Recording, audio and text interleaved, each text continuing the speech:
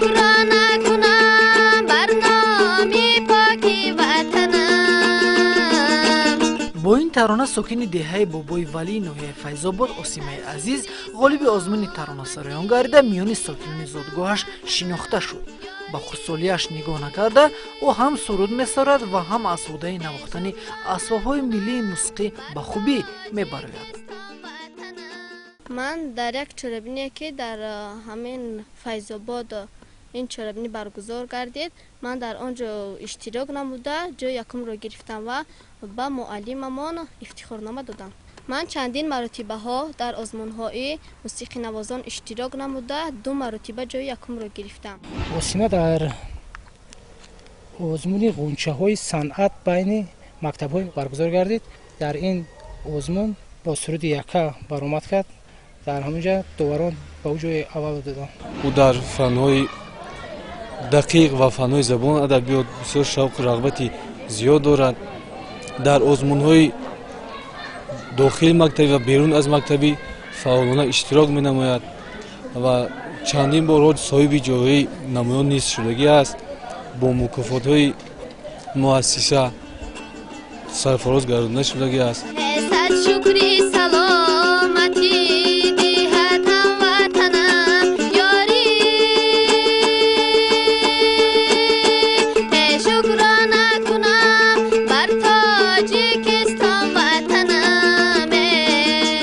همه وقت در کجایی که نباشیم شکرانه میکنیم از همین تاجیکستان عزیز، از این آزادی، از همین گلگل شکوفایی که همین تاجیکستان ما ببینیم که چقدر پیشروی ها است. و همین خاطر یک سرود شکرانه شکری وطنم خطی هم اسیمه کار کردیم سر رویده. سیری وطنم دو روز دورانی من است. خاکی وطنم سرمای چشمانی من است.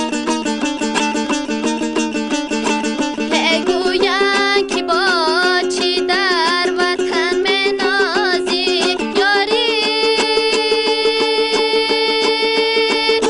گویان که وطن گوشای ایمانی من است. معلم خودش گفت که همین سرود به آوازهای تو موافق میاد، این را آهنگ کرده به تو نشان میدهم نوازشش را تو همین را سر چون که به آوازهای تو موافق میاد. من هم راضی شدم چون که این شعر در باره وطن و تاجیکستان عزیزمان می رود. از همان خاطر راضی شدم و با این شعری که در باره تاجیکستان است اولین بار که این رو خواندم جای یکم رو گرفتم. گویان که وطن گوشای ایمانی من است یاری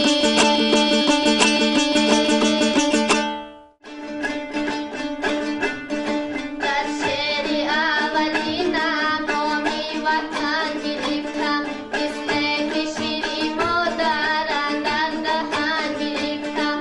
باری اول در صحنه بودهاش را اسیمه عزیز فراموش نکرده است، زیرا این برایش مهم بود و آن توانست در حیاتش نقش مهمی بازد و این لحظه ها را در جریان صحبت با هیجان زیاد به یاد آورد. من اولین باری که اشتراک نمودم بسیار هیجانی زیاد داشتم. وقتی که به صحنه برآمدن هیجانی زیاد و ترس مرا فرا گرفته بود. وقتی که من سرودم را سراییدم و من مخلص پیدا کردم، آنها برای من کپی زدن، باز من خیلی خرسند شدم که من مخلص پیدا کردم.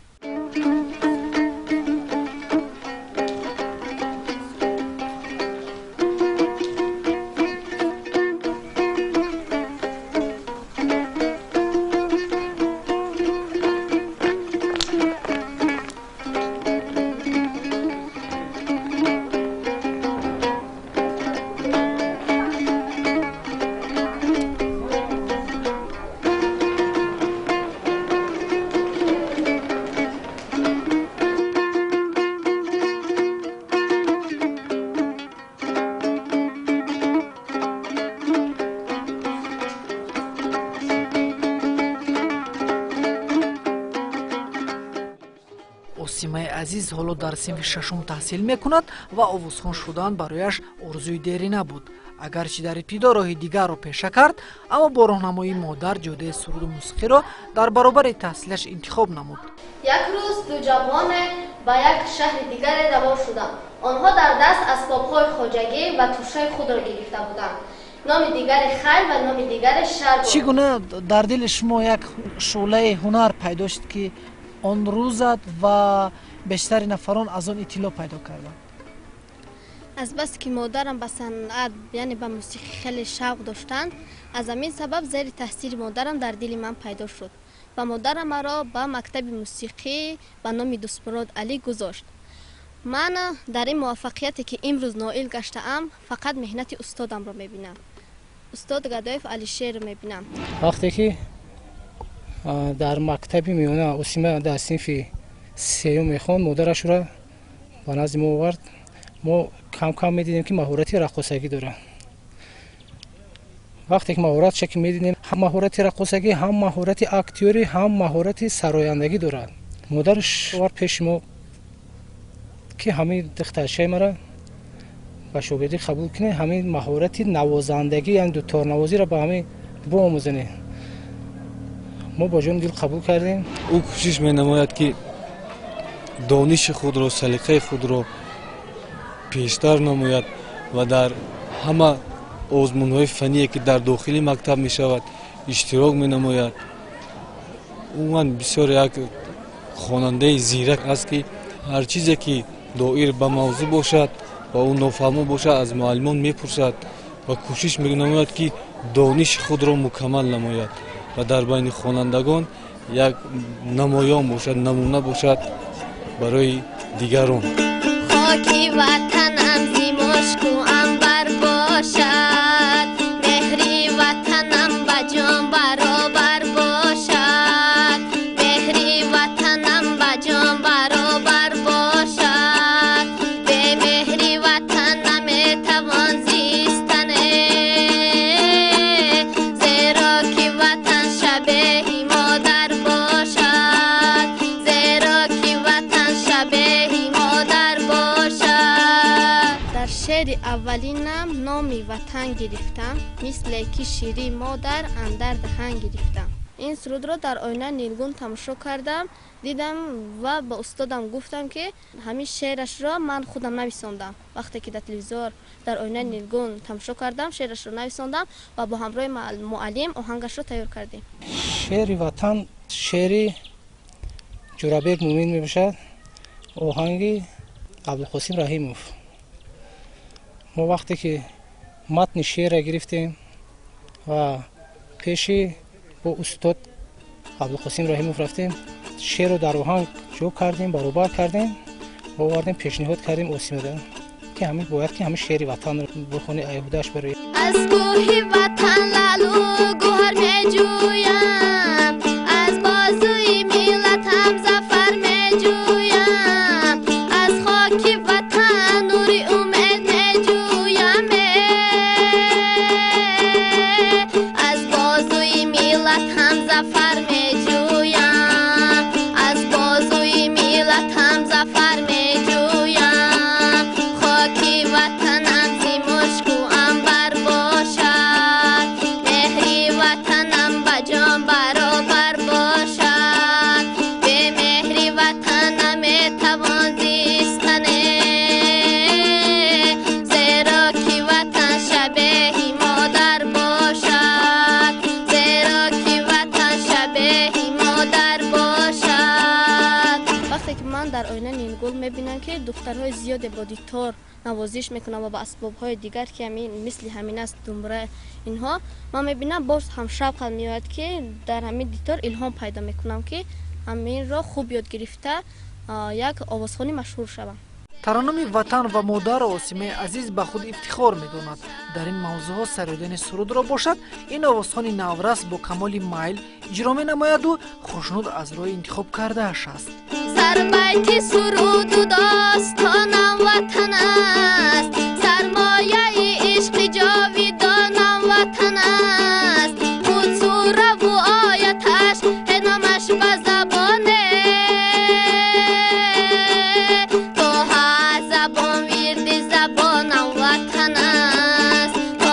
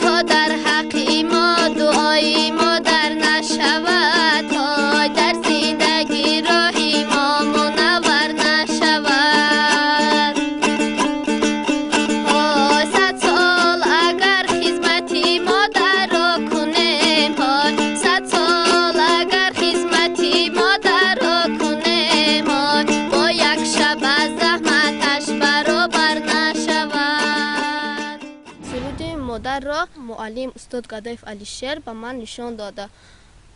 از آن سببه که او در راغون هم شاگردان بسیار دارد، در آنجا آنقدر شاگردان خوب پیدا نکرد و آمد و در من داد که این سرود را خوب زمزمه کن و در همین مؤسسه خودمون سرای. ما در هر موضوع سرودای تیار میکنیم، درباره وطن، درباره مادر، درباره استقلالیت سرودای تیار میکنیم. همونم درباره مادرم حرکت کردیم که یک سرود تیار کنیم. ما بیشتر هم سرودا رو از مجموعه کتاب عطرباران جورابیک مومین، استاد جورابیک مومین تیار میکنیم.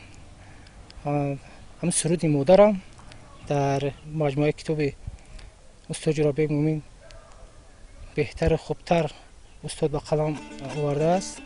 های مادری جان خدا نگهبانی تو باد، های اقبال و سعادتی ابد جانی تو باد، های دنیا پرویشی جمله ارمانی تو باد، های دنیا پرویشی جمله ارمانی تو باد، های فیض و برکت همیشه در خانی تو باد.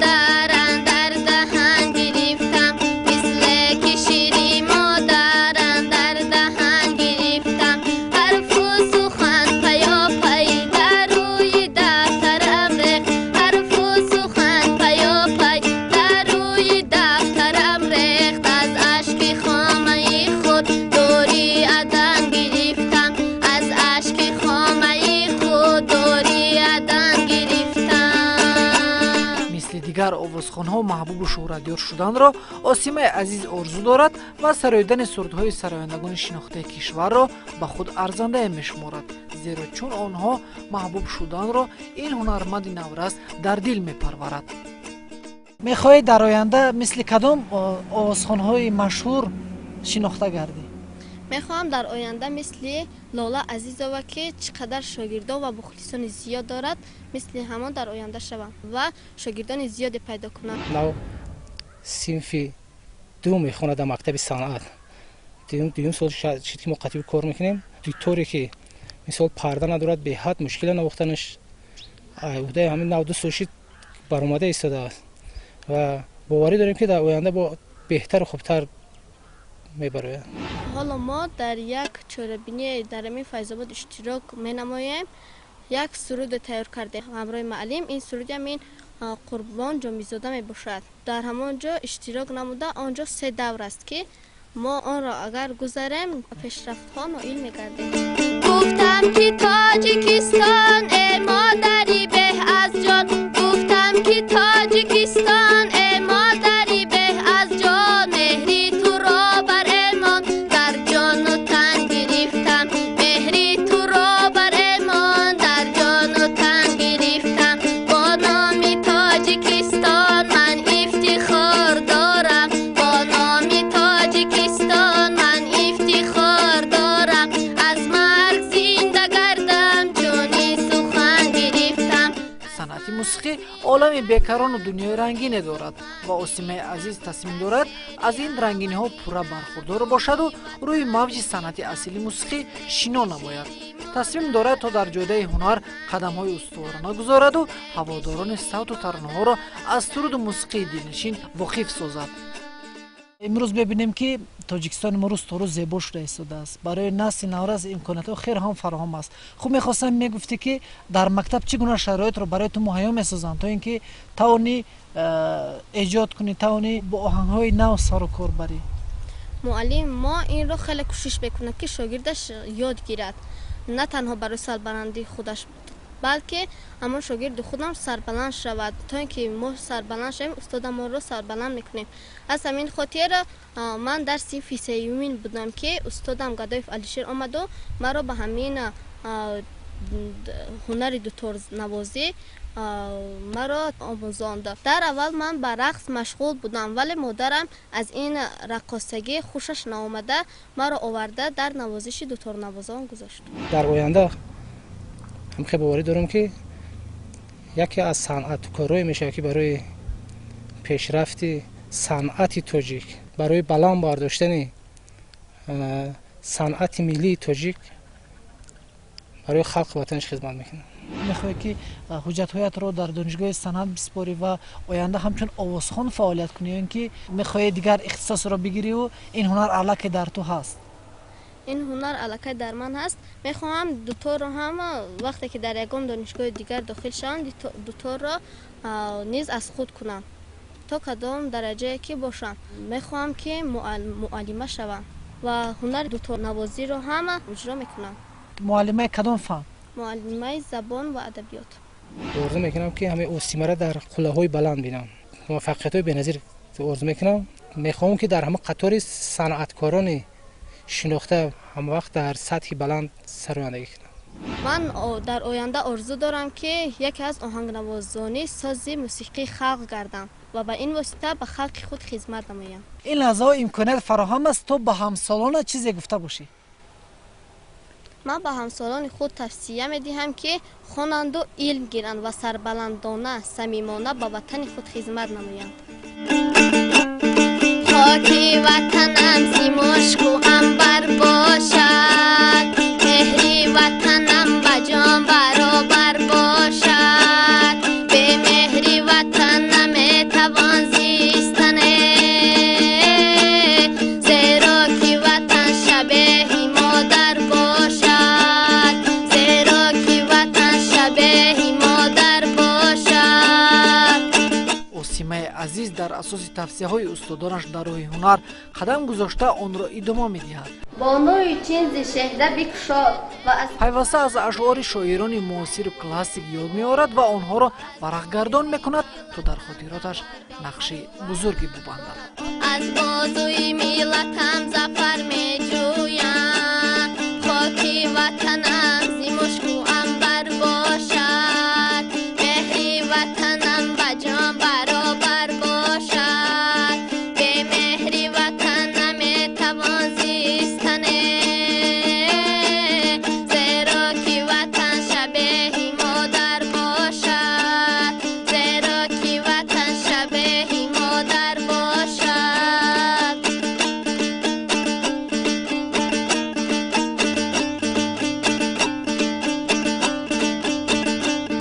سر بیتی